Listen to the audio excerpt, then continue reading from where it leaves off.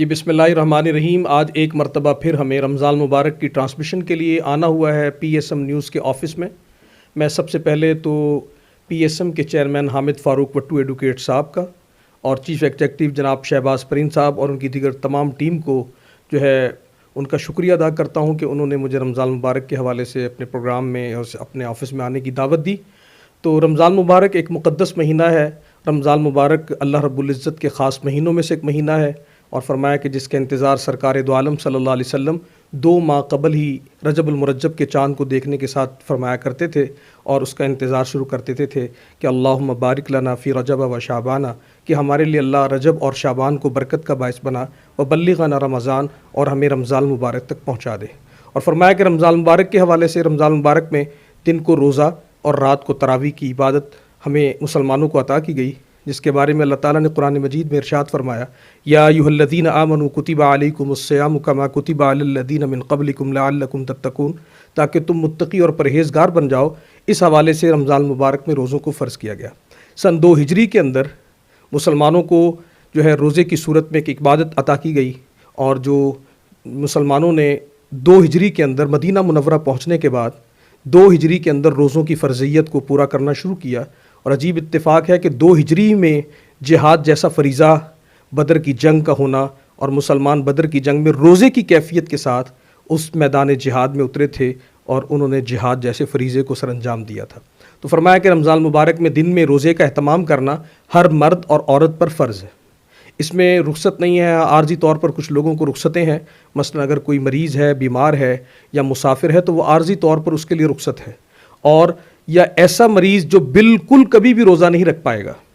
تو اس کے لیے ہے کہ پھر وہ فدیے کی ادائیگی کا اہتمام کرے، وگرنہ عام 5-10 دن کے لیے کوئی مریض ہے تو اس کے لیے روزہ عارضی طور پہ تو معاف ہو سکتا ہے، لیکن حقیقی طور پر معافی اس کے لیے نہیں ہے، اس کو بعد میں اپنے ان روزوں کی قضاؤں کا اہتمام کرنا پڑے گا۔ تراویح کے حوالے سے ہے کہ رات کو تراویح کا اہتمام کیا جائے۔ فقہ حنفیہ کے اندر 20 رکعت تراویح پڑھنا سنت ہے، اور بعض دیگر جو مسالک ہیں ان کے نزدیک 12 اور 8 کے اقوال ملتے ہیں، لیکن چونکہ یہ ملک اکثریتی طور پر فقہ حنفیہ سے تعلق رکھتا ہے تو اس لیے 20 رکعت تراویح سنت موقدہ ہے، اس کا اہتمام کیا جائے۔ اور فرمایا کہ رمضان مبارک کے اندر، رمضان مبارک میں ایک حدیث میں آتا ہے کہ سرکار دو عالم صلی اللہ علیہ وسلم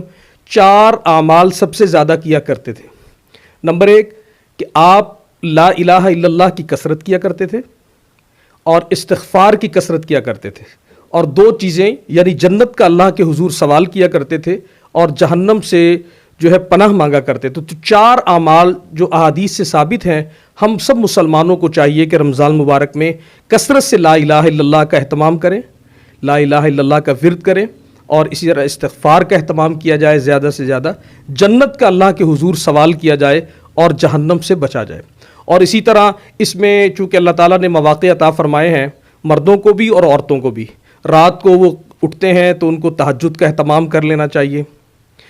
اللہ رب العزت کے حضور اپنے مرحومین کو دعاؤں میں یاد کر لینا چاہیے، نوافل کا اہتمام کر لینا چاہیے۔ اور چونکہ یہ مہینہ رمضان مبارک کا جو ہے یہ قرآن مجید کی وجہ سے فضیلت کا باعث بنا ہے، اور اس میں قرآن مجید کا نزول ہوا ہے،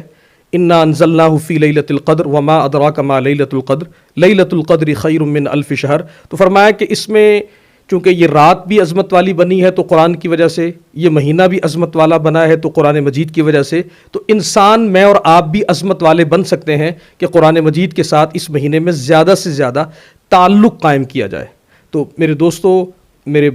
بھائی اور بہنوں، میں آپ کو یہ کہوں گا کہ ہم اس مہینے کو غفلت میں نہ گزاریں، اس مہینے کو زیادہ سے زیادہ عبادات کے ذریعے سمیٹنے والے ہوں، زیادہ سے زیادہ اس میں اللہ رب العزت کو راضی کرنے والے ہوں۔ اور فرمایا کہ دن میں روزے کا اہتمام کرنا ہے۔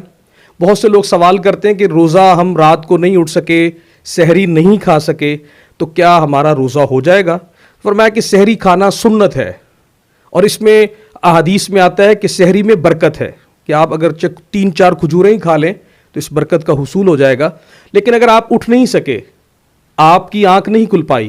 تو آپ نصف نہار سے، یعنی آپ جو افطاری اور سحری کا درمیانی وقت ہے اس کو نکال لیں، اس کو نصف نہار کہا جاتا ہے۔ مثلا جس طرح آج ہمارے ہاں روزہ اگر 5:10 پر جو ہے بند ہوا تھا، اور افطاری جو تھی وہ 6:09 پر تھی، تو اس کا درمیانی وقت نکالیں، اس کو نصف نہار کہا جاتا ہے۔ اگر آپ نے کچھ کھایا پیا نہیں، آپ کی آنکھ نہیں کھل پائی، تو آپ نصف نہار سے پہلے بغیر کچھ کھائے پیے روزے کی نیت کرنا چاہیں، روزہ مکمل کرنا چاہیں تو آپ نیت کر سکتے ہیں اور آپ کا روزہ ہو جائے گا۔ اسی طرح بہت سے لوگ پوچھتے ہیں کہ جی اس میں انجیکشن لگوانے سے روزہ ٹوٹتا ہے یا نہیں۔ یہ بہت زیادہ لوگوں کو یہ اشکال پیدا کرتا ہے، ابہام پیدا کرتا ہے۔ تو رمضان المبارک میں اگر کسی نے روزہ رکھا اور اچانک اس کو کوئی ایسی اس کی طبیعت ناساز ہوئی، خراب ہوئی، تو وہ جو ہے انجیکشن کے لیے لگوانا چاہے تو لگوا سکتا ہے، اس سے روزہ نہیں ٹوٹے گا۔ ڈرپ کے ذریعے بھی روزہ نہیں ٹوٹے گا، لیکن بلا وجہ یہ کام کرنے نہیں چاہیے کہ جی صرف طاقت اور اس کے لیے جو ہے اگر آپ ٹیکہ لگوائیں گے، انجیکشن لگوائیں گے تو یہ بہتر نہیں ہے۔ لیکن مجبوری کے عالم میں اگر کوئی انجیکشن لگواتا ہے، خون نکلواتا ہے، تو اس سے روزہ نہیں ٹوٹے گا۔ مسواک کے ذریعے آیا روزہ ٹوٹتا ہے یا نہیں؟ تو مسواک کا اگرچہ ذائقہ وہ ہوتا ہے، لیکن مسواک کرنے سے روزہ نہیں ٹوٹتا۔ اس طرح بہت سے لوگ نسوار رکھتے ہیں، تو نسوار رکھنے سے چونکہ اس کا ذائقہ منہ کے اندر جائے گا تو ایسی صورت میں روزہ ٹوٹ جائے گا، اس سے احتیاط کرنے کی ضرورت ہے۔ اور فرمایا کہ افطاری کا جو وقت ہوتا ہے اس میں ہے کہ آپ جلدی کریں، جب وقت ہو جائے تو آپ فوراً اس کی افطار کا اہتمام کریں۔ سحری میں ہے کہ آپ آخری حصے میں سحری کریں، اس میں برکت ہے، یہ نہیں ہے کہ رات 12 بجے کر کے سو جائیں، آخری وقت میں افضل ہے۔ اسی طرح افطار کا جب وقت پورا ہو جائے تو آپ اس وقت جو ہے فوراً افطار کا اہتمام کریں۔ 10 لاکھ روایات میں آتا ہے کہ 10 لاکھ لوگوں کی روزانہ افطار کے موقع پر اللہ تعالیٰ مغفرت فرماتے ہیں، اور آخری افطار کے موقع پر اتنی ہی بڑی تعداد میں لوگوں کی اللہ تعالیٰ مغفرت فرماتا ہے۔ اور بہت سی فضیلتیں ہیں کسی کو افطار کرانا، کہ اگر آپ ایک کھجور سے کسی کو افطار کراتے ہیں، پانی سے کسی کو افطار کراتے ہیں، تو آپ کو بھی پورا اجر و ثواب ملے گا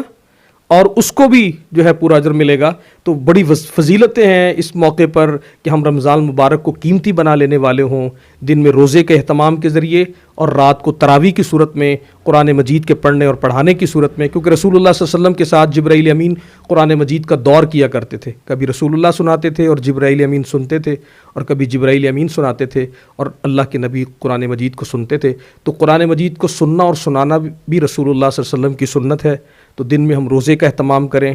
کیونکہ وقت کم ہوتا ہے، اتنی تفصیلی گفتگو نہیں ہو پاتی۔ پھر انشاءاللہ دوبارہ کسی وقت ایک نئے ٹاپک کے ساتھ آپ کے ساتھ حاضر ہوں گے۔ اللہ تعالیٰ میرا اور ہم سب کا حامی و ناصر ہو۔ والسلام۔